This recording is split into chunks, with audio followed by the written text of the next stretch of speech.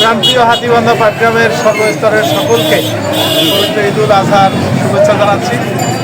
আমরা পাটগ্রামের বিভিন্ন ব্যবসা প্রতিষ্ঠানগুলো বিশেষ করে সবার সাথে কুশল বিনিময় করলাম। আগামীকাল পবিত্র ঈদুল আজহার কেনাকাটা সকলেই আনন্দের সৃষ্টি করছে, আলহামদুলিল্লাহ একটা ভালো সংবাদ। তবে এবার কৃষকদের একটু ভুট্টা এবং অন্যান্য রবি শস্যের দামটা একটু কম হওয়ার কারণে অনেকের একটু মন খারাপ।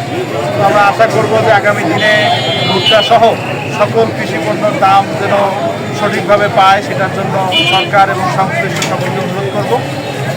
সকলকে আগামীকাল ইব্রাহিম আলাইহিস সালামের দেখানো পথে সুন্নাতে ইব্রাহিমের অংশ হিসাবে ঈদুল আজহার কুরবানি, আমরা আসলে রক্ত মাংসের জন্য খাওয়ার জন্য এই কুরবানি হয় না, কুরবানি হয় নিজের পশুত্বটাকে কুরবানি করার জন্য। আমরা যেন একটি সুন্দর বাংলাদেশ বিনির্মাণের জন্য এই ত্যাগ, এই কুরবানির মাধ্যমে আগামী দিনে একটি সুন্দর শান্তির মানবিক বাংলাদেশ আমরা বাংলাদেশের মানুষকে উপহার দিতে পারি সকলে মিলে, সেটাই হতে পারে ঈদুল আজহার প্রচেষ্টা।